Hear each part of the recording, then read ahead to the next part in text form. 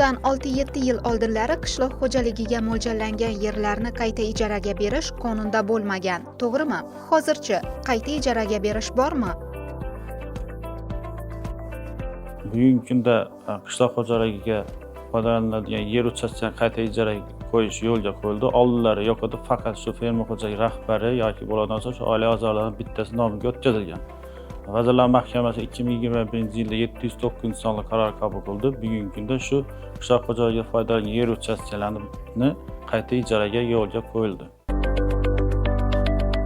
Qishloq xo'jaligiga mo'ljallangan yer uchastkalarini qayta ijaraga berishda notarial idoraga qanday hujjatlar taqdim etiladi?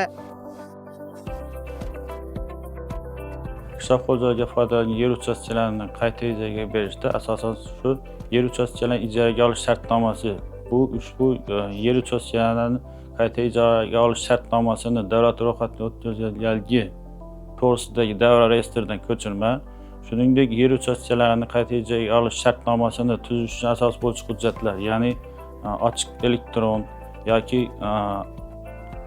auksion g'oliblik bayonnomasi, shuningdek davlat organlarining qarorlarini taqdim qilish kerak bo'ladi. Shuningdek, ushbu fermer xo'jaliklarini davlat ro'yxatiga o'tkazilganligi to'g'risida jismoniy va yuridik shaxslar 3 yil to'lgan bo'lishi kerak. Shuningdek, fermer xo'jaliklariga esa 5 yil to'lgan bo'lishi kerak.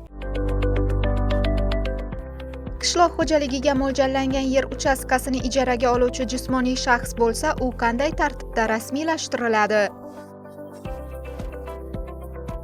Qishloq xo'jaligiga foydalangan yer uchastkalarini jismoniy shaxs nomiga o'tkazish mumkin. Bunda asosan shu notarial tartibda tasdiqlangan shartnoma davlat ro'yxatiga o'tkazilgan kundan e'tiboran, bizlardan ro'yxatga o'tkazilgan kundan e'tiboran 10 kun ichida o'zi nomiga fermer xo'jaligi yoki bo'lmasa yuridik shaxs mas'uliyat cheklangan jamiyat tashkil qilgan holda davlat tashkil qilib, uni davlat ro'yxatiga o'tkazadi. Davlat ro'yxatiga o'tkazilgandan keyin belgilangan tartibda kadastr organlariga taqdim qilish kerak.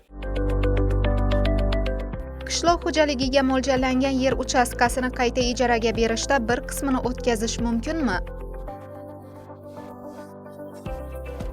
Qishloq xo'jaligida foydalangan yer uchastkasining bir qismini qayta ijaraga berish Vazirlar Mahkamasining boya aytib o'tganimdek 2021-yilda 709-sonli qaroriga o'zgartirish va qo'shimchalar kiritildi.